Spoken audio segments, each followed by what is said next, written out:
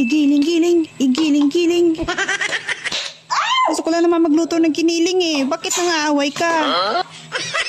Hi guys! For today's video ay magluluto tayo ng giniling. Paborito to ng anak ko. First step, nilaga ko muna yung ating baboy para magmantika siya guys. Kasi maraming taba ang nabili kong giniling. Next, hiwain natin ang ating patatas at ang ating carrots. Maliliit lang na cubes ang ating paghiwa niyan guys para talagang sakto siya sa size ng ating giniling na baboy. Wala na akong capsicum.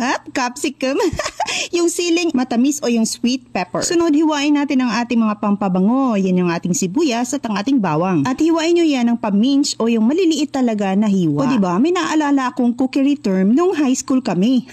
Okay, balikan muna natin ang ating baboy. Dry na siya at wala na masyadong water. Pero hindi pa yan. Balikan natin yan maya-maya. Ito, okay na siya guys. Nagmamantika na siya. Nagigisa na siya sa sarili niyang mantika. Ayan, medyo pumuputok na. Ang pangit kasi guys ng giniling na ang daming oil. Diba? Meron yung ganyan eh. Kaya pag ako nagluluto, talagang pinapamantika ko muna yan. Okay, dito na tayo sa exciting na part. Ang maglalaban ako guys. Nakakatakot talaga matalsikan ng mantika. Ang kamalian ko, hindi ko pinatay ang stove bago ko tanggalin ang mga mantika guys. Kaya pinutukan ako. Sana all pinapaputukan.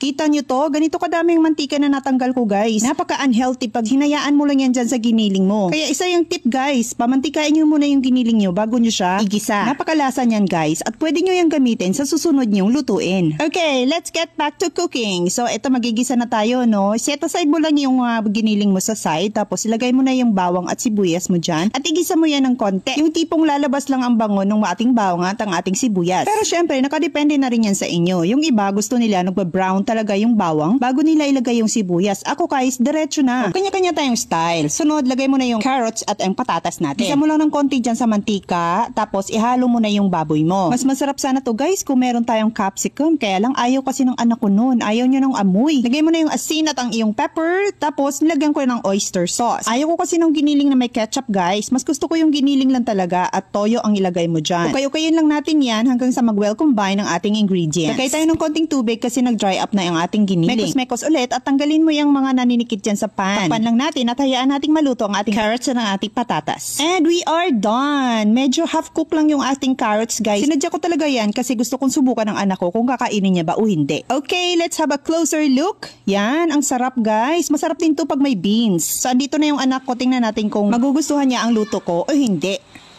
Ang tagal namang ihip yan anak. Hindi na yan mainit. Kainin mo na. Conscious kasi siya guys kasi alam niyang nire-record ko siya. Is it good? Yeah. Okay.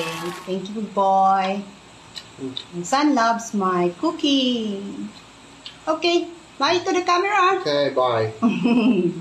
So, ayan na guys. It was a success. Thank you so much for watching.